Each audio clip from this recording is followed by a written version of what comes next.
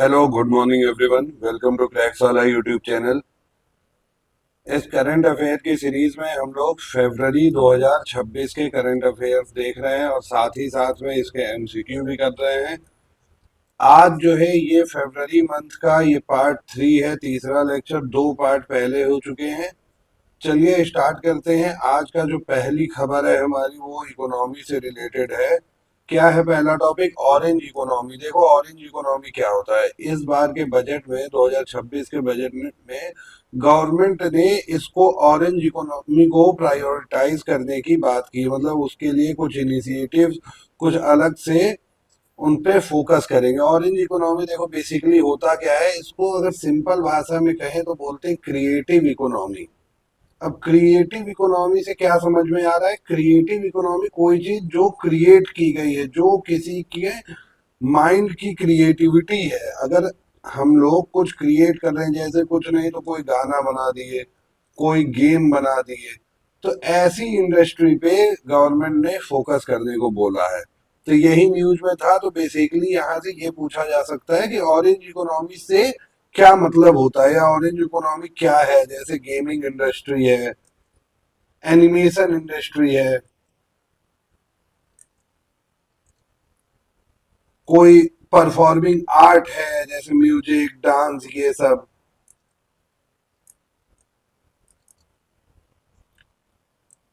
तो ये सारी चीजें जो है ऑरेंज इकोनॉमी के अंतर्गत आता है। ऑरेंज इकोनॉमी ऐसी इकोनॉमी जिसमें कुछ क्रिएशन हो और साथ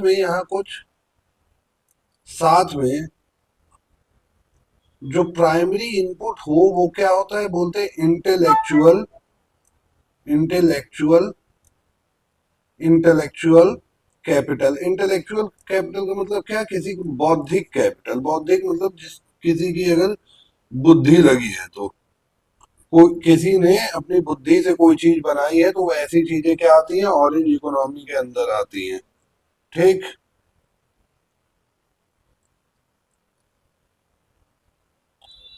नेक्स्ट क्या है? India first state to unveil elderly budget.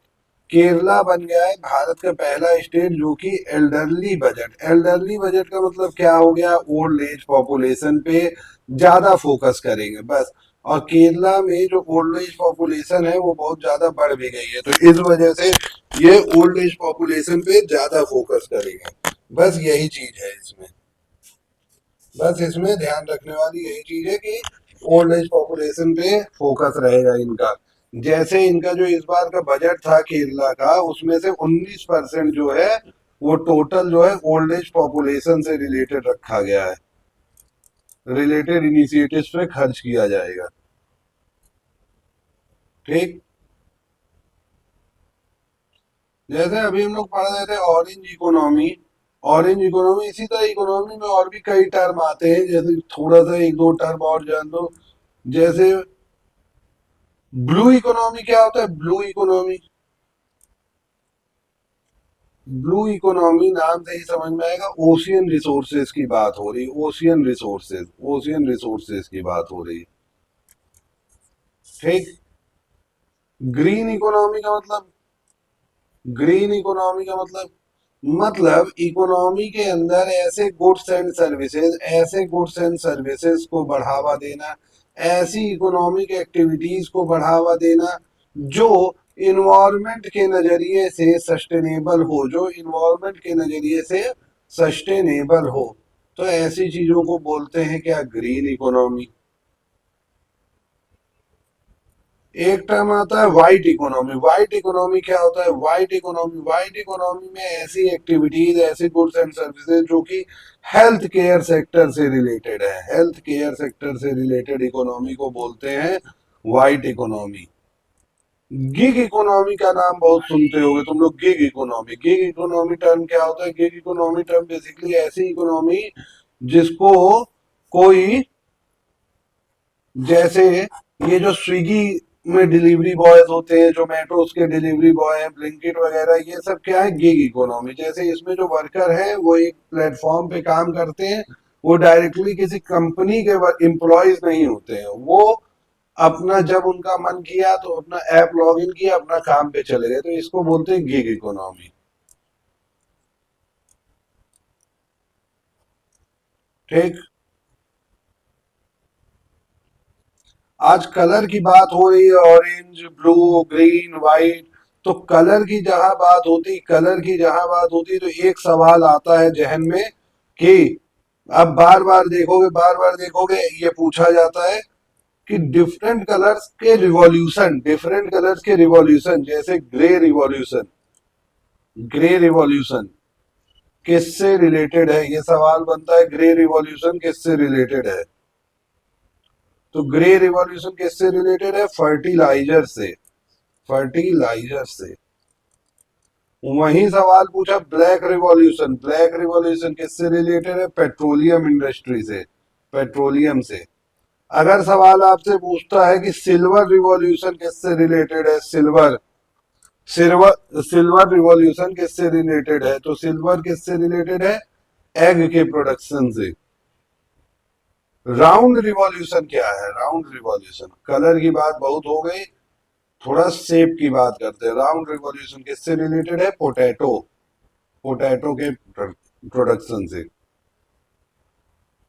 अगर बोले अगर बोले वो आपसे पूछे कि ब्राउन रिवॉल्यूशन किससे रिलेटेड है, तो किससे रिलेटेड है, लेदर से। ये सब कुछ इंपॉर्टेंट कलर रिवॉल्यूशन है, जो इसका एक चार्ट बना के इसको याद कर लेना एकदम। एक सवाल इससे कहीं भी देखा जा सकता है कभी भी। अगला सवाल है green hydrogen hub. Green hydrogen hub क्या है, ग्रीन हाइड्रोजन हब,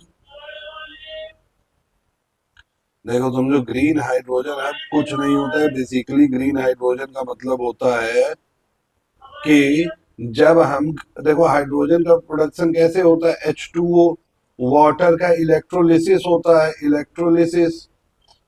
और जब ये इलेक्ट्रोलिसिस के लिए, वाटर के इलेक्ट्रोलिसिस के लिए हम लोग रिन्यूएबल सोर्सेज ऑफ एनर्जी का यूज करते हैं, रिन्यूएबल सोर्सेज ऑफ एनर्जी का यूज करते हैं, जैसे सोलर एनर्जी, विंड एनर्जी, इन सब का यूज करते हैं। तो तब जो हाइड्रोजन प्रोड्यूस होता है, देखो H2O का इलेक्ट्रोलिसिस होता है, तो क्या प्रोड्यूस होता है, हाइड्रोजन। ठीक। तो ये इलेक्ट्रोलिसिस के लिए जो रिन्यूएबल सोर्सेज ऑफ एनर्जी होते हैं, जैसे विंड एनर्जी, सोलर एनर्जी, इन सब चीजों का यूज करो, तो उसको बोलते हैं ग्रीन हाइड्रोजन। तो ऐसे हाइड्रोजन को क्या बोलेंगे, ग्रीन हाइड्रोजन। अब इसका फायदा क्या होता है, तो इसका फायदा ये होता है सर कि यहाँ पे zero green house gas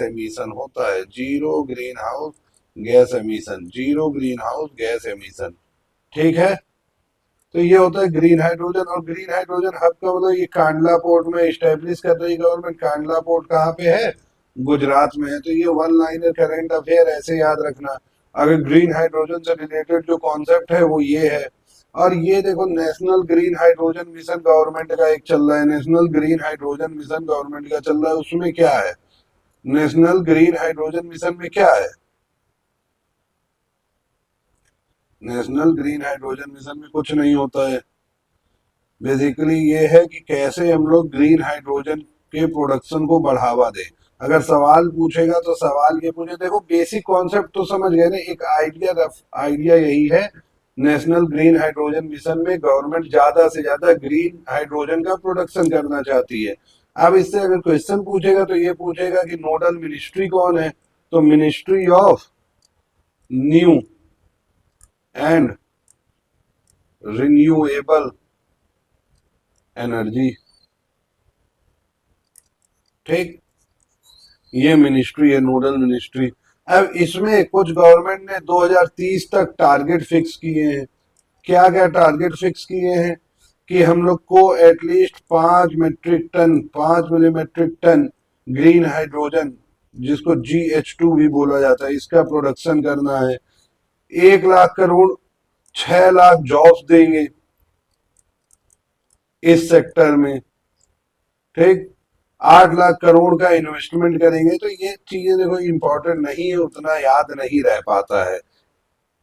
as a student हम भी बताएं तो इतनी चीजें याद नहीं रह पाती है। एक आपको रफ आइडिया होना चाहिए। बाकी अगर एग्जाम में क्वेश्चन आता है तो स्टेटमेंट देख के आप ऑप्शन तक पहुंच जाओगे। यहाँ सबसे बड़ा प्रीलिम एग्जाम में तो फायदा यही है ना, एडवांटेज यही है कि जब आप अपनी आंखों के सामने है, आंसर जो है सामने लिखा हुआ है, बस हमको डिड्यूस करना है कि कौन सा स्टेटमेंट सही है कौन सा स्टेटमेंट गलत है। तो उसके लिए इस तरह का एक आइडिया है कि 2030 तक टारगेट है, मिनिस्ट्री कौन सी है, न्यू एंड रिन्यूएबल एनर्जी, तो ये बेसिक चीजें पता होनी चाहिए। ईच एंड एवरी डिटेल देखो पॉसिबल नहीं है कि याद करके जाओ।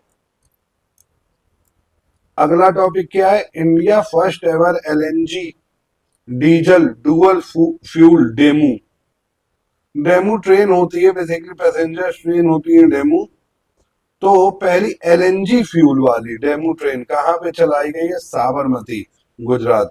कहाँ पे चलाई गई, साबरमती गुजरात में। एलएनजी का फुल फॉर्म क्या होता है, लिक्विफाइड लिक्विफाइड नेचुरल गैस। अगर सवाल आपसे ये पूछे कि एलएनजी का प्राइमरी कंपोनेंट क्या होता है, चार ऑप्शन दे दे, मीथेन ब्यूटेन ऐसे करके, तो क्या जवाब मारोगे, methane. Methane is the primary component of LNG, methane. और यहाँ से ये इसके बेनिफिट क्या होंगे, देखो ये जनरल अंडरस्टैंडिंग है कि ऐसी फ्यूल्स हम लोग यूज करेंगे तो थोड़ा एमिशन कम होगा, एमिशन कम होगा, पार्टिकुलेट मैटर कम निकलेंगे, एलएनजी जो है वो चीपर है, इसलिए इसको यूज कर रहे हैं। तो बस यही एक जनरल ऑब्जर्वेशन है, ठीक। तो ये याद रखना, कहाँ पे चलाई गई है एलएनजी और डीजल डुअल फ्यूल, कहाँ पे चलाई गई है,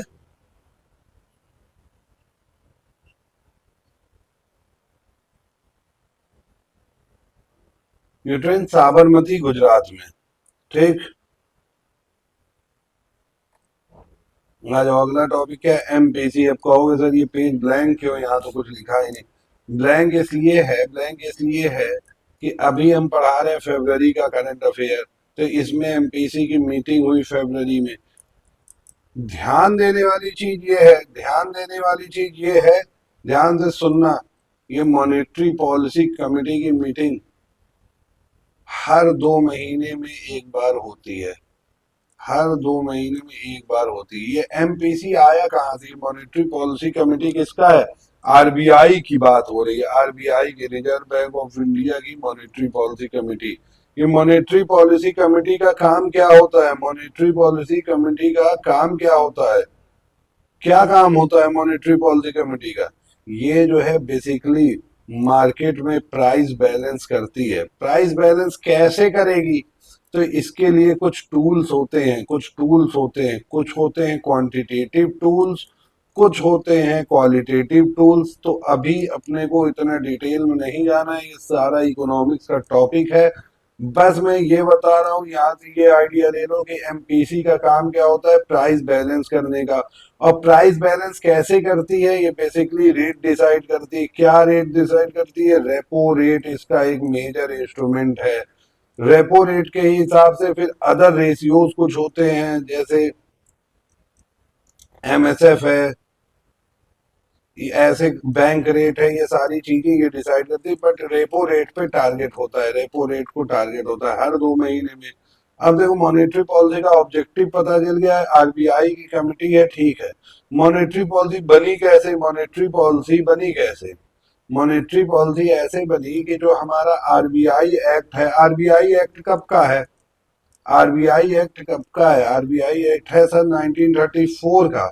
और आरबीआई एक्ट ये मैंडेट करता है, ये नेसेसरी करता है आरबीआई को, ये नेसेसरी है आरबीआई के लिए मॉनेटरी पॉलिसी बनाना, इंडिया के लिए मॉनेटरी पॉलिसीज बनाना,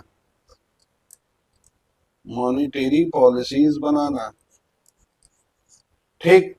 तो 2016 तक क्या होता था, 2016 तक ये जो मॉनेटरी पॉलिसी है ये कौन डिसाइड करता था, ये कौन फॉर्मुलेट करता था, ये करता था कौन, रिजर्व बैंक का गवर्नर।